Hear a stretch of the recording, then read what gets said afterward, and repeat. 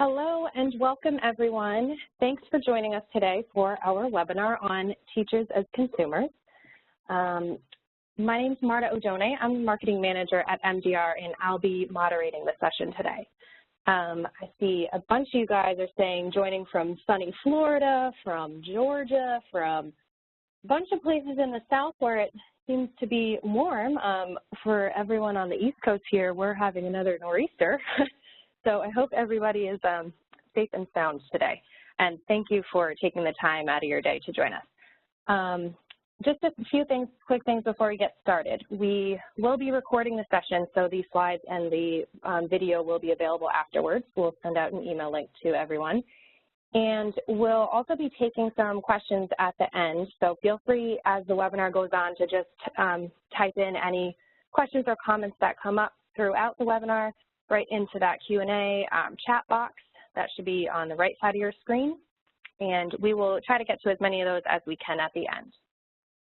All right, let's get started. So today we're going to be talking about teachers as consumers. Most of the information and data that we'll be talking about in this webinar today is coming from a recent report that we did, which is called Teachers as Consumers, and it's on teachers' interests, their buying patterns, purchasing behaviors, and media uses. That report is available to download for free on our website, and we'll be sending out the link to everyone for that as well.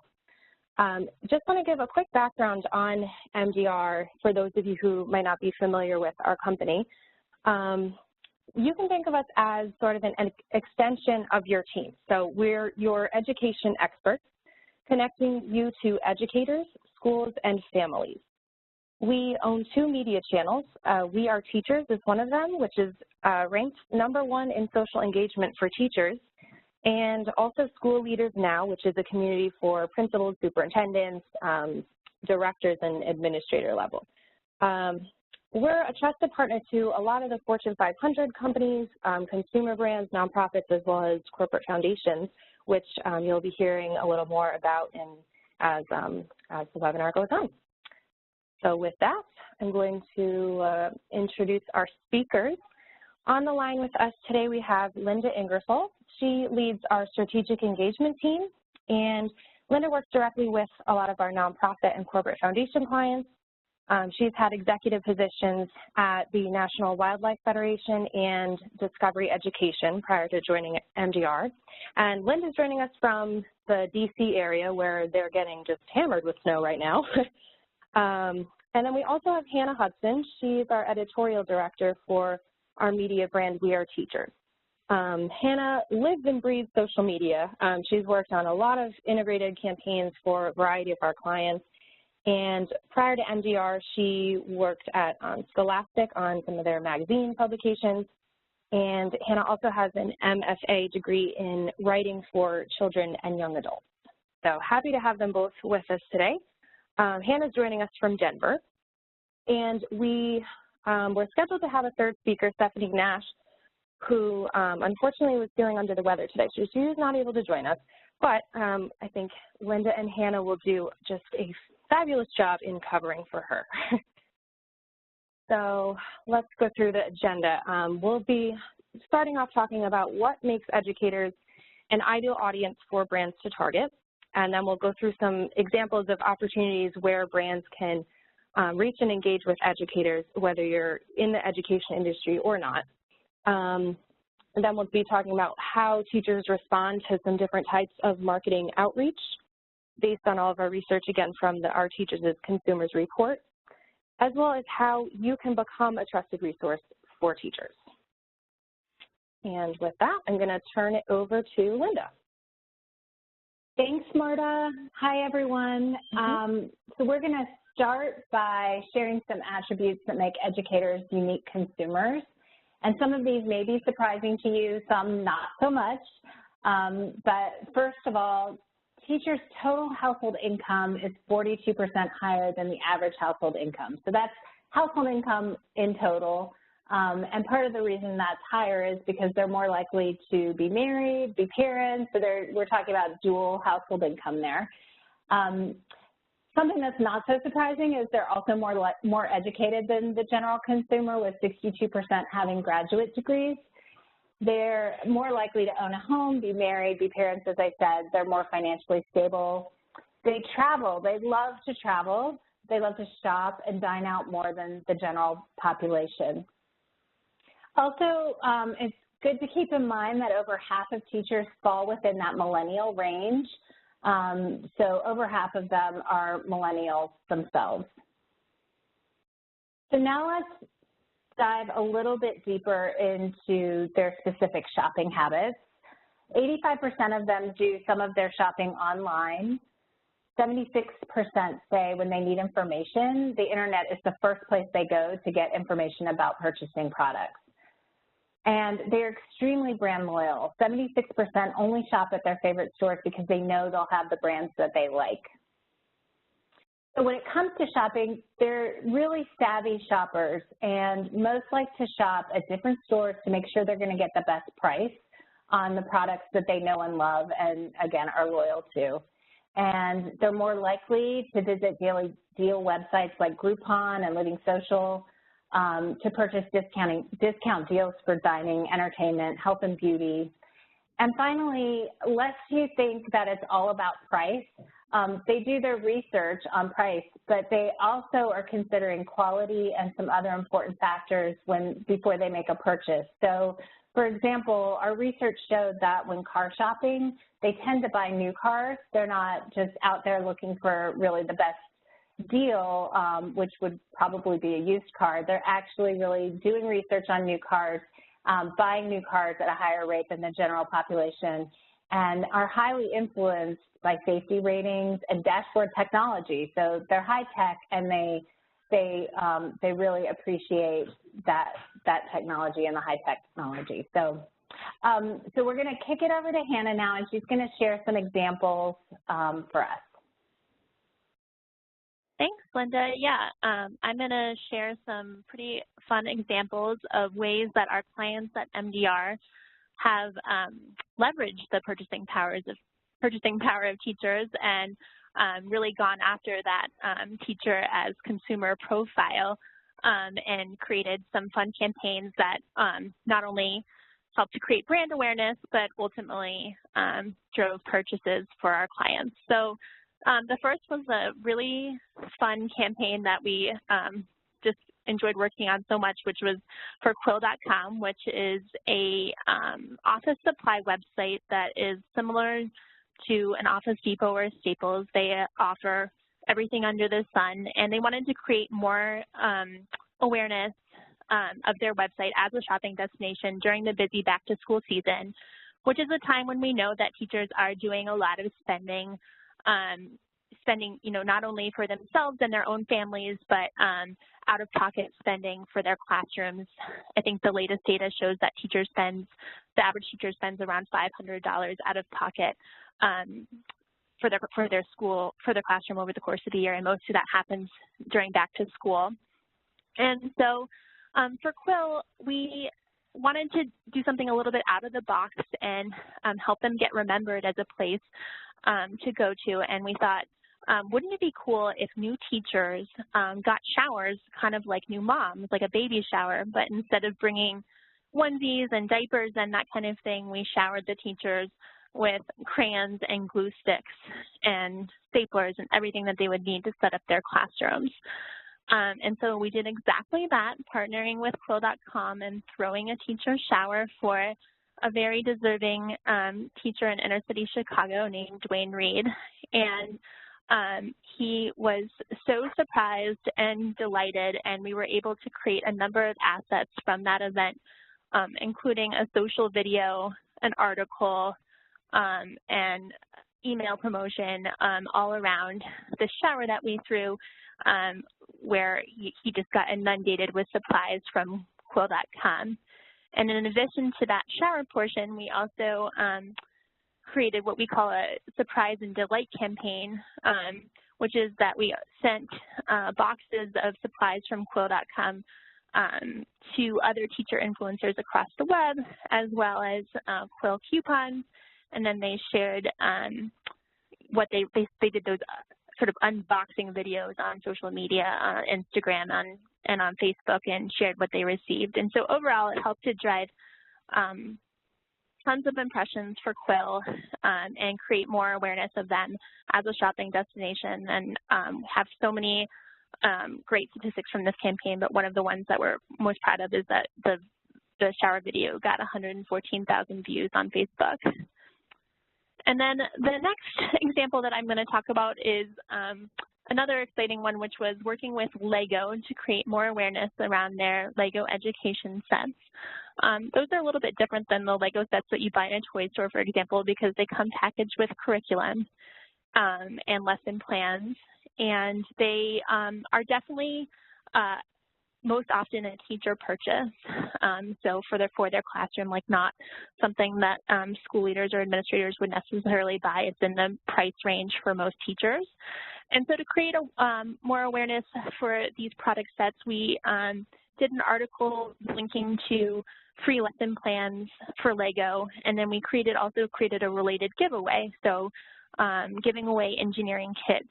There's some other engineering kits to teachers across the country, which helps to not only seed product, but also to drive leads, because Lego received all the signups for that giveaway, and at the end of the day had 4,000 teachers that they could remarket to and retarget. And finally, my next example is with National Geographic, and they used a tactic that we have seen work really well in the teachers as consumers space, which is offering free samples and an exclusive discount code to our audience. And we created a landing page on We Are Teachers that featured several samples from the Explorer magazine, along with its teaching guides by grade level, and then that exclusive discount code for our audience. And we received more than 10,000 page views and got a 50% click rate on those free resource downloads, and National Geographic got an increase in subscription. So that was a great campaign. Next, I'm gonna turn back a little bit to talking about some of the different channels that go into these campaigns that we create, and turning back to our Teachers as Consumer report, looking at what makes teachers a little bit different when it comes to how they respond on the different channels, whether it's mobile, email, content marketing, or social marketing. So for mobile, teachers are definitely very high mobile users. 9 out of 10 visit websites and send texts, 8 out of 10 take pictures, download videos, engage in social networking, and listen to music. And actually 73% of our We Are Teachers traffic comes from mobile devices. And all these statistics are higher than a higher level than the general population, which just always has us at MDR keeping in mind, okay, we need to be mobile ready and expect that our traffic is going to be coming in from these devices. And the next slide shows, is pretty interesting. It actually shows what mobile use looks like for educators across the day. And you'll see that social networking and websites are the highest all day long, which definitely points to the need for savvy social media marketing as well as content marketing.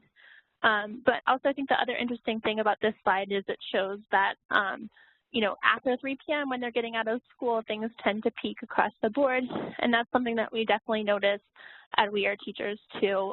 We see our highest engagement in the evening. So moving on to email. Email is a very powerful channel for teachers. It's a mature channel. We see it as one of the strongest and most influential channels to reach and convert educators. And again, we see educators responding to email at a higher rate than the general population across the board. So 90% of educators use email compared to 68% of the general population, 22% purchase from email, 42% make online purchases from email, and then 22% say that they might get a coupon or something from email and then actually make an offline purchase. So email can help to drive in-store purchases as well with this audience.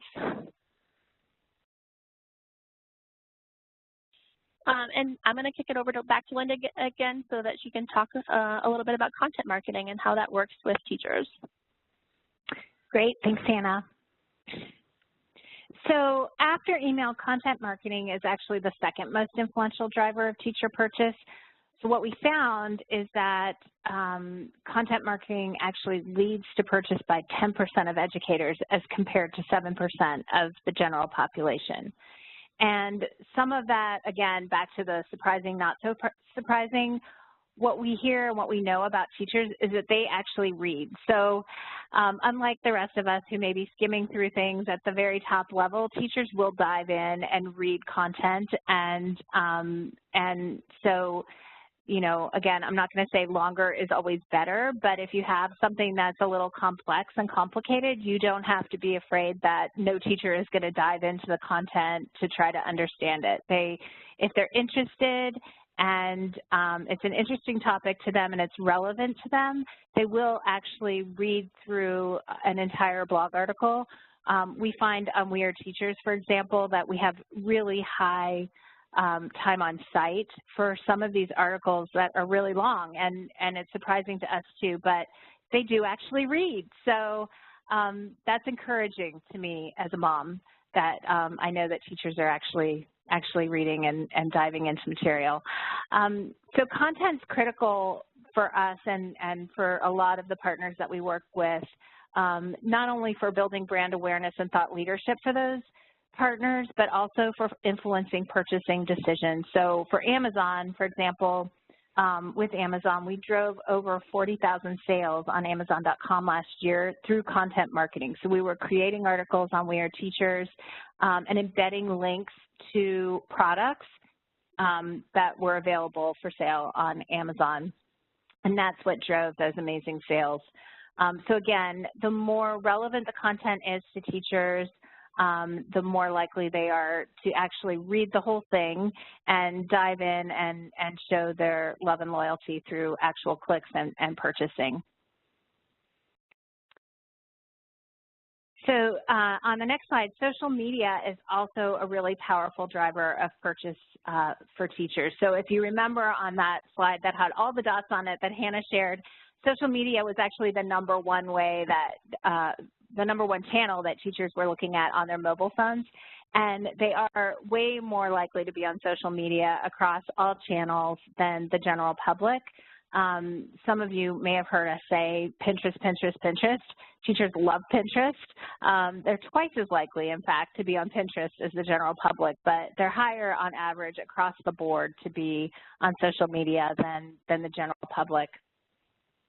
The way they use social media for purchasing, they often use it to get recommendations from their peers and from people they trust, or to give recommendations. So you should also know that in addition to being influenced by their trusted peers, they're also out there influencing on your behalf. So once you get a teacher hooked on your brand or your product, they're very likely to go out and share that among their peers and their friends and other teachers. So they can be great influencers on their own. Some other details just on this. Compared to the general public, teachers are way more likely to read comments on social media. So there's that reading again, which makes me happy. Click on links or items posted by other people. They pay attention to ratings and reviews. Back to the savvy shopper, they are looking for recommendations on products and services. Purchase products recommended by friends, and purchase products they see advertised on a social media or networking website. So social media, again, is a great driver for teacher purchase. So we've talked about the importance of email and social, and we all know that one of those channels isn't as good as using them all together. So we do highly recommend, as we would for anyone, and as you guys already know, a multi-channel approach. All consumers require multiple brand touches, 5, 7, 15 sometimes. And even though one channel may not actually lead to the direct click on your product or service, it is beneficial to serving brands. So For example, web ads might be a great way to just get an impression in front of a teacher, and they may get an email from you and actually click on that email because they somehow in the back of their mind recall seeing that ad on a website that they were visiting, or getting a recommendation from a friend, or a trusted source is also important there.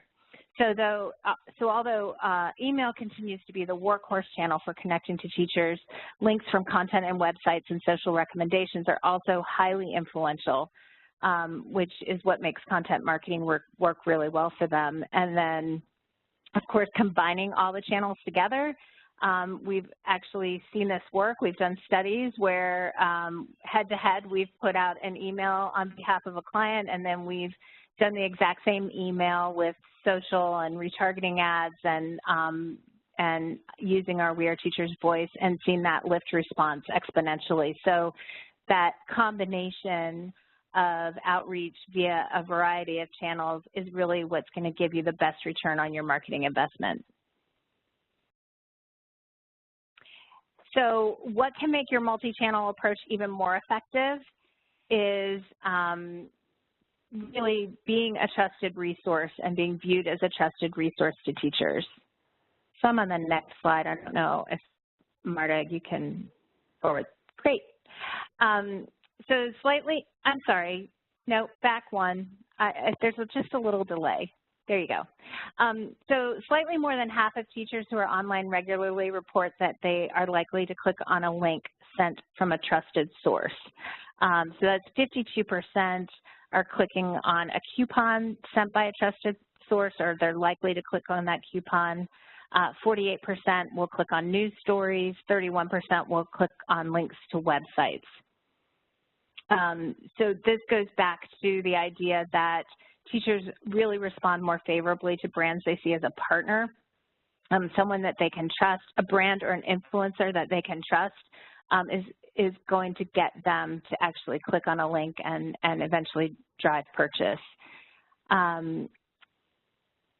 Also, I just want to point out that in addition to this, the other idea here is that teachers respond more favorably to brands they see as a partner. So if you're offering something free to them, or some kind of a special offer, that is also a great way to start to build this trust. So on to the next slide about becoming a trusted source. If you aren't already a trusted resource for teachers, we'd love to help you with that, first of all.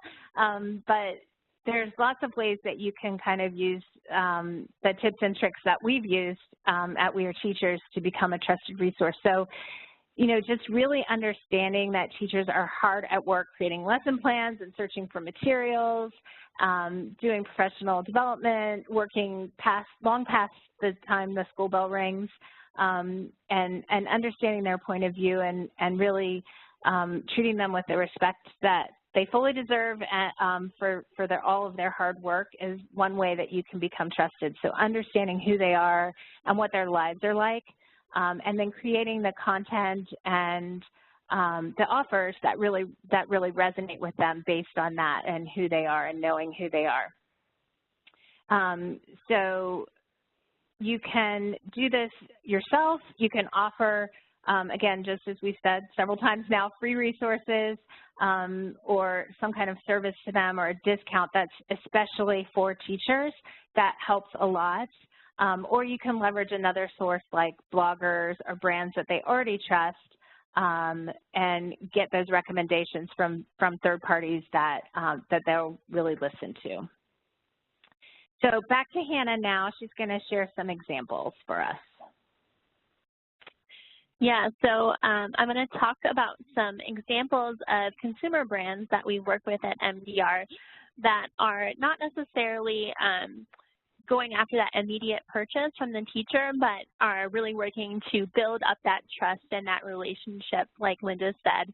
And there's some really cool examples to share. So the first is with our work with PepsiCo. PepsiCo has an in-school recycling program called Recycle Rally, and they really wanted to bring more attention to their program, which is chock full of resources, but they felt like not enough schools and teachers were aware of it. So this has actually been a multi-channel, multi-year campaign with them where over the years we've created social videos, lesson plans, online quizzes, articles to drive educator awareness and signups for the program. And the screenshot on this slide is from one of our quizzes, which was a Can You Recycle This quiz, which got a ton of responses. I think over 10,000 responses to this quiz.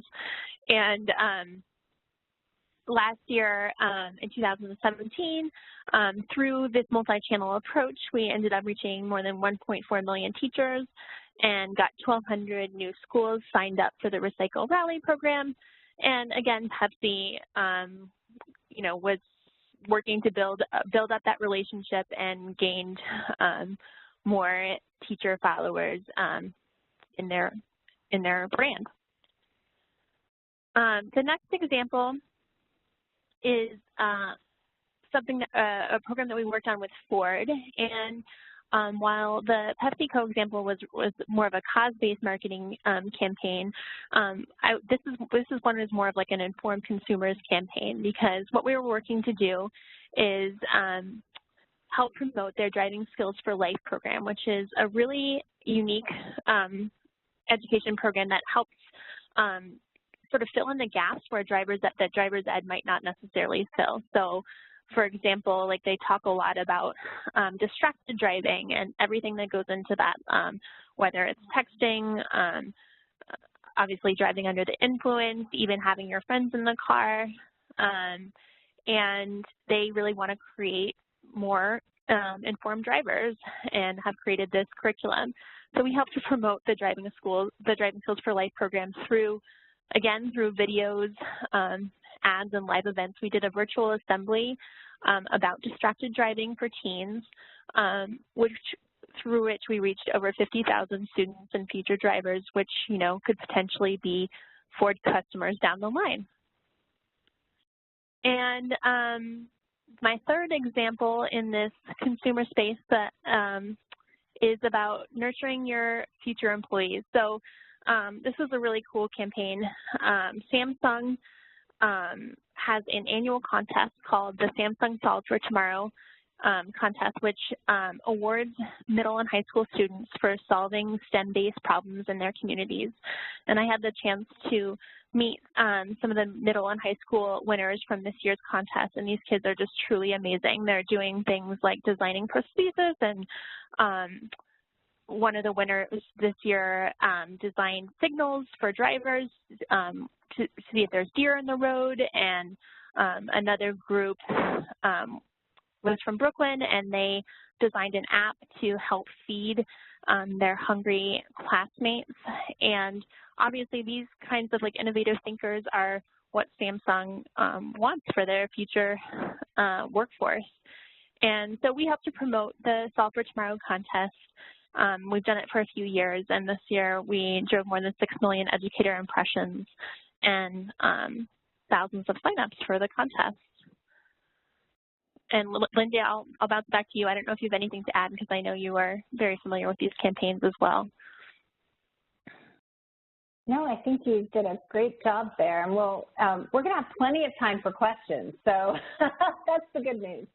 So we can go deeper, do a deeper dive into any of these examples, and have time to answer questions too. So in terms of key takeaways,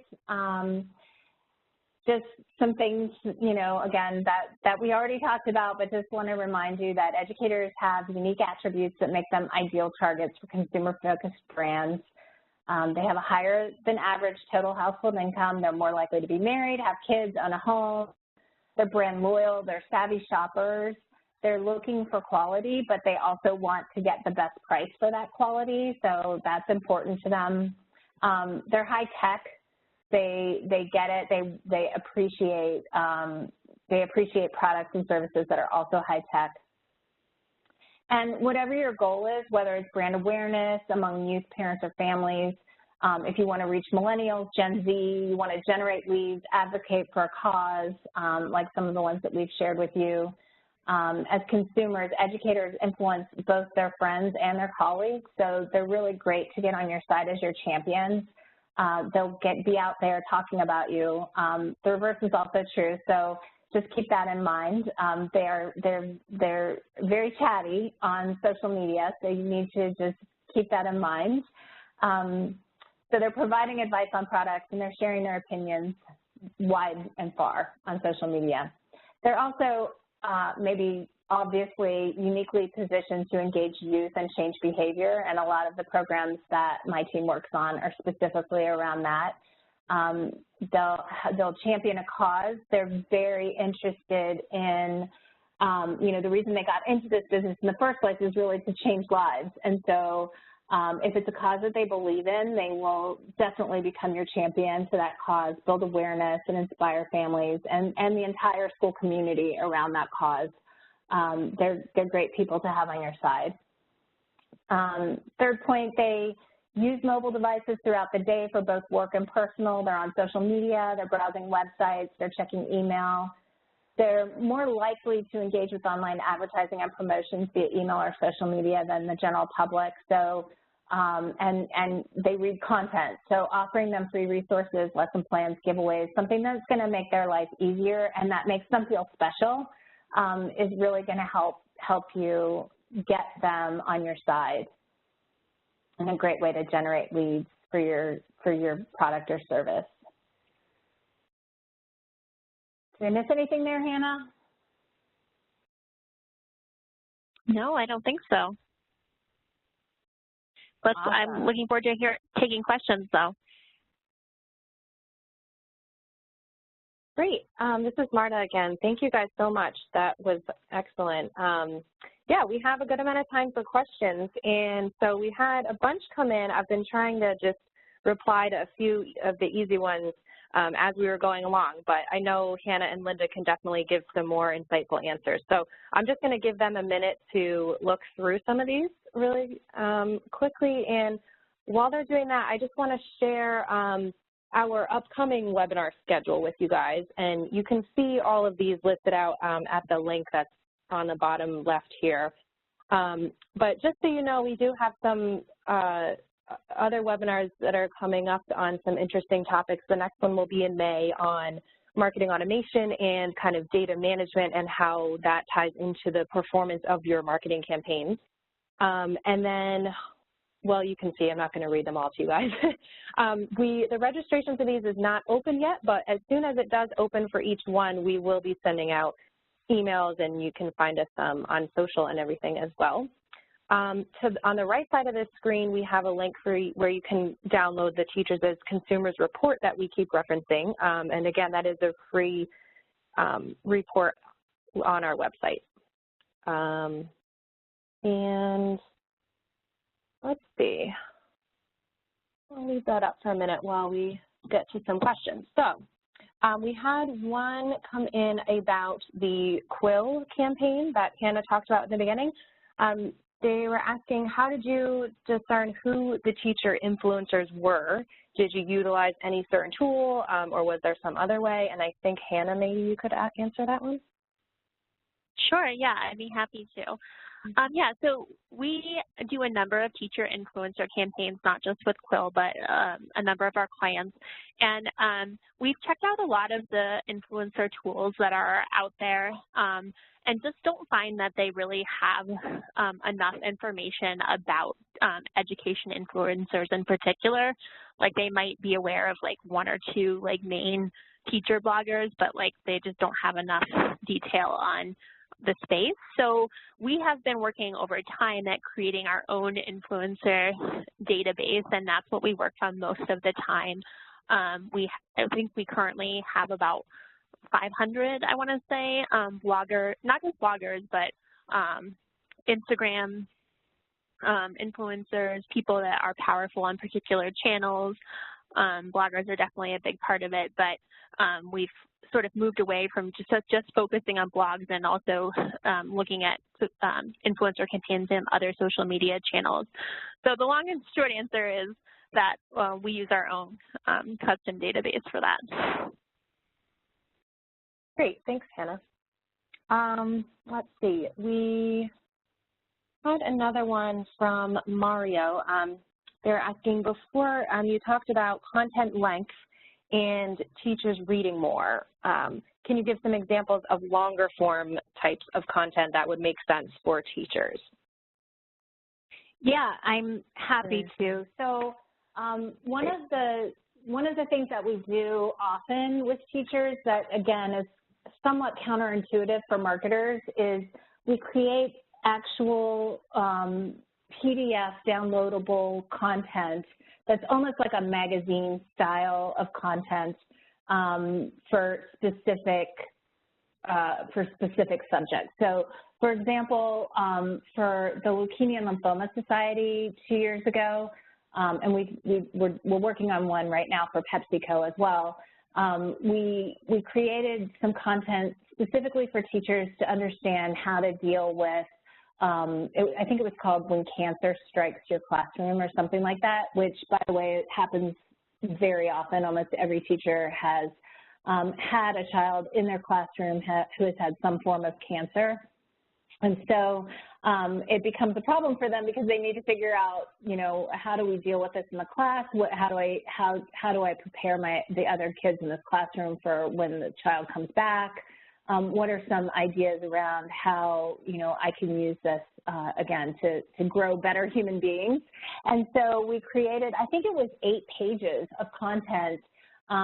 It's pretty, it looks good, it's got lots of images and graphics in there, and we got a great response rate from teachers downloading the content, and that can become a really great way, especially for thought leadership, if you're interested in really providing a service to teachers around something that you have special expertise in that will resonate with them. It really works for them. So beyond blogs, which, you know, some are short, some are super short, some are long, actual downloadable content also works for them. Great, thanks, Linda. Another question was on editorial opportunities to pitch relevant stories, specifically either on We Are Teachers or on School Leaders Now, are 2 different media channels. Are there editorial opportunities versus pay-for-play opportunities? Yes, this is Hannah, and there's absolutely editorial opportunities as well. We love to get pitches, and you can email for both sites, actually, for both We Are Teachers and School Leaders Now to me, which is, and my email is hannah@weareteachers.com. Yeah, there's everybody's, Linda and Hannah's emails right up. I'll leave this on the screen for you guys. And then there's also all of our MDR contact info and our social info as well. Thanks, Hannah. Someone else asked to hear a little bit more detail about the National Geographic campaign. Linda, do you want to take that one? Sure. So we've been working with National Geographic for years now, and we specifically work with the nonprofit side of NatGeo. They are interested in getting educators engaged with their content and basically, you know, making sure that geography remains something that is relevant in today's world, which we all think is very relevant, but sometimes it's kind of a difficult ask, again, when teachers are doing so many other things. So the magazine example that Hannah shared earlier was just part of a larger campaign.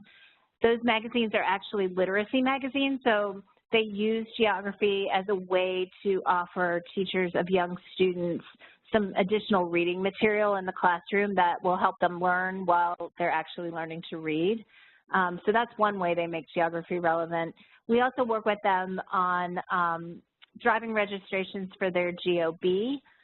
So that's a super, I don't know if you're familiar, but it's a super fun challenge that happens every year around April in the springtime that gets students, middle school students to participate in kind of it's televised, it's really fun in this challenge where they have to answer these really hard questions. And so we work with them to drive teachers to register for the GOB. We're doing some other programming work with them around marketing their programs that are, they're working on a Geo challenge now, so getting teachers engaged with this challenge that asks kids to solve a problem in their community related to the environment and geography and science, and kids come back and they have sort of a multimedia way to enter into that challenge as well. So lots of different ways that we're working with them. The interesting thing about NatGeo is they have definitely their own expertise around providing education materials and creating those materials, so creating the content. No one's better than them at creating content, and what they look to us to do for them is really get educators engaged with that content. So we've done everything from the example that Hannah shared to doing some online quizzes with teachers. You know, are you smarter than a third grader kinds of quizzes around geography. We've done some articles, blog articles on We Are Teachers, offering NatGeo resources as great ways to teach geography and science. We do a lot of social shares with them or for them on We Are Teachers, and those social shares not only drive to those magazine purchases, but again drive registrations and engagement with their other content that they've got hosted on their site as well. I hope that answers the question. Yeah, thanks. That was great. We have another one from Terry. We're a startup. What order would you recommend we use the channels?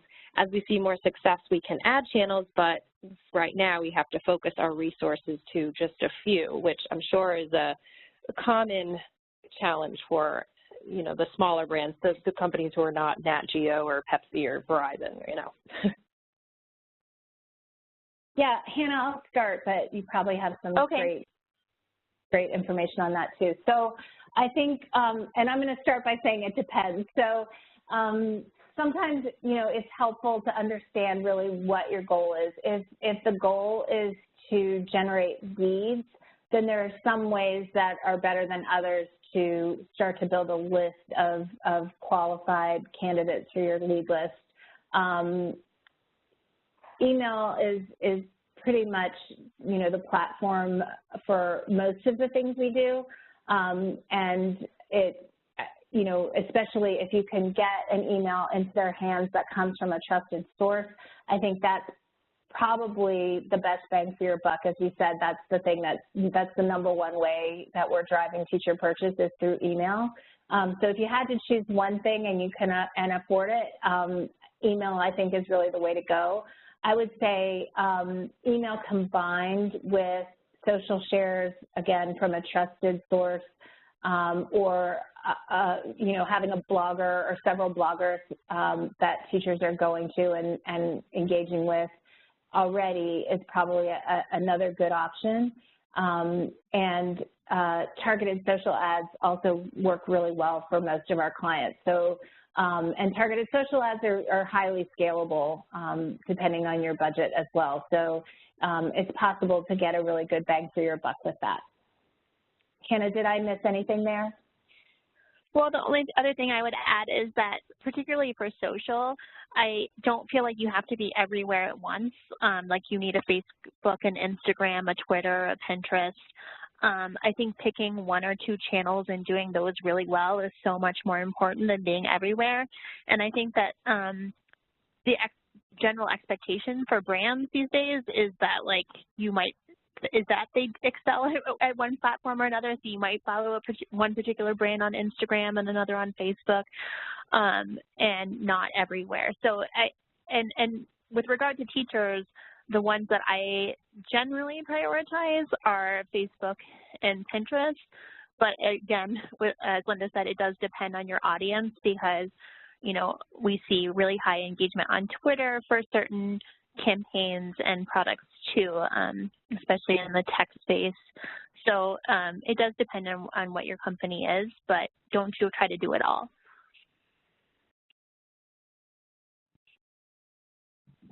Great, thank you guys.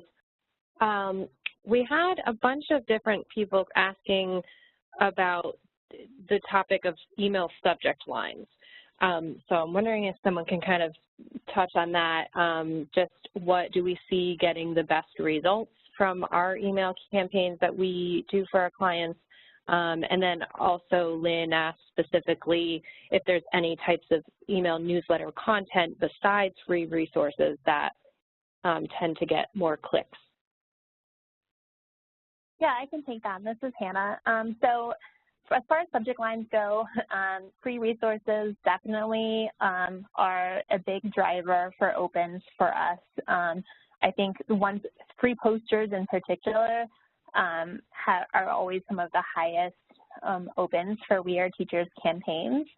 Other tips that we've seen is that Geographic and job title personalization can also go a long way. So Louisiana first grade teachers, here's something for you, or you need to know about this.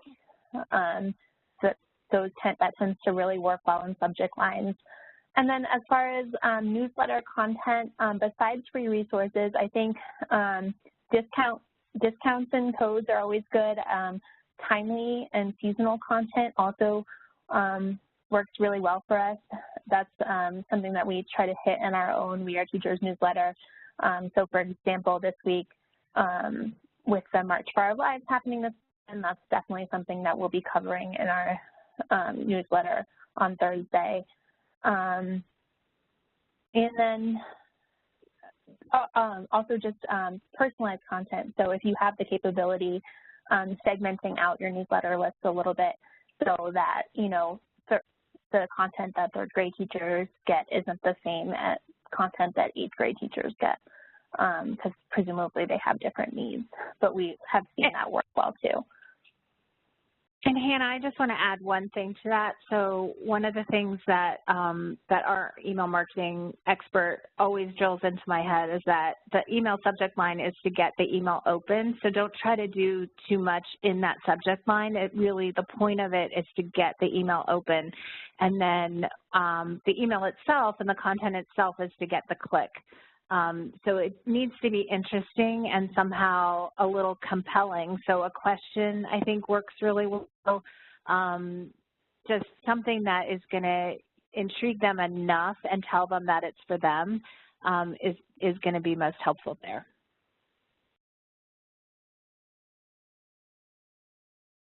All very good points.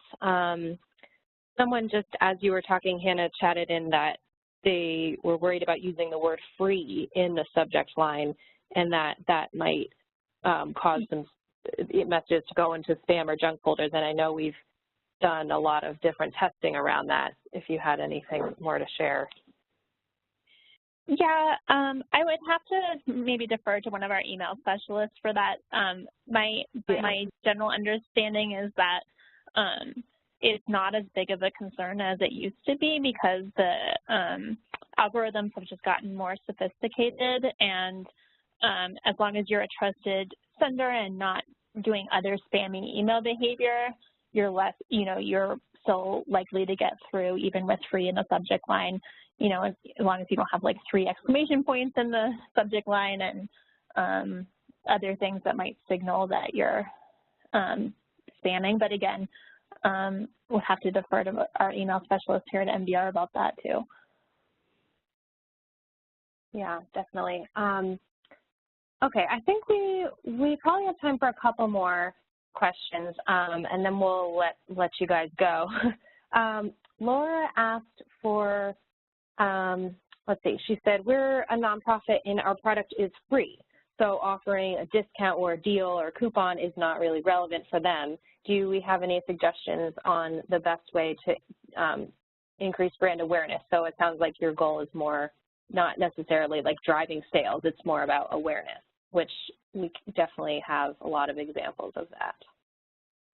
Absolutely. So we work with a lot of nonprofits from Leukemia Lymphoma Society, as I mentioned, to the Nature Conservancy, Share Our Strength, International Fund for Animal Welfare, lots of nonprofits who are offering free resources to teachers. And so if you don't have resources to share, I guess that's a different question, but the fact that these nonprofits do have something of value or of interest to teachers is super helpful. And we've done a lot of different campaigns, from doing virtual field trips for the Nature Conservancy on a regular basis to use as actually a promotional tool for the Nature Conservancy. So the whole point of these amazing virtual field trips we do with Nature Conservancy scientists about 3 times a year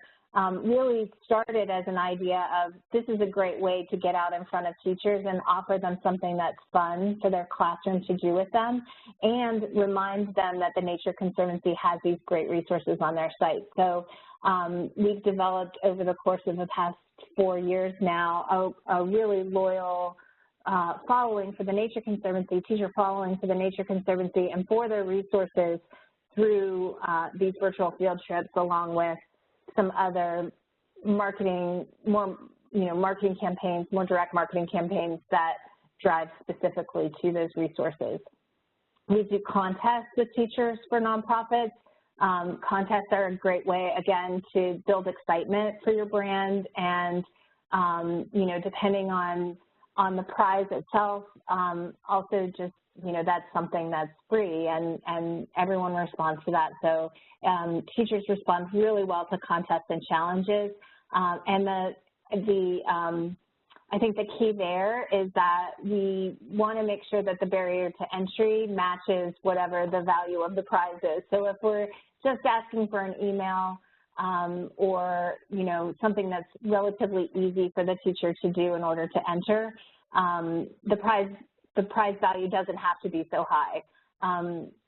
Teachers like me, and probably many of you, like free stuff. So whether it's a T-shirt or a mug or something that's going to help them in their day-to-day, those kinds of things help. But if you don't have the resources for that, really a thought-provoking article or some other kind of content that is going to be relevant to your brand and position you as a thought leader in that space is going to be valuable to the teacher.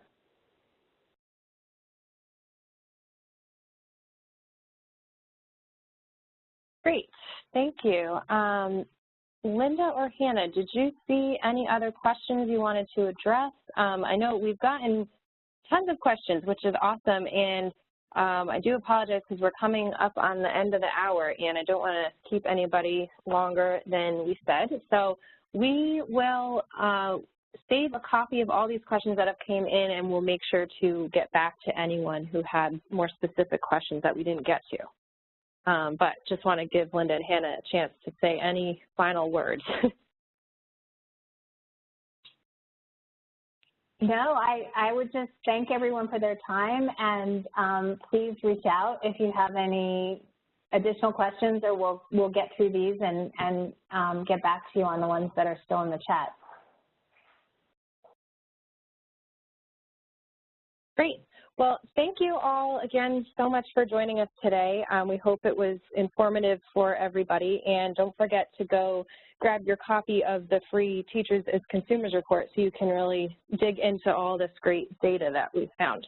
And yeah, again, feel free to reach out to us at any of these email addresses, social networks, phone numbers that are up on the screen, and we look forward to hearing from you. I'm going to sign off, so everyone have a great rest of your day.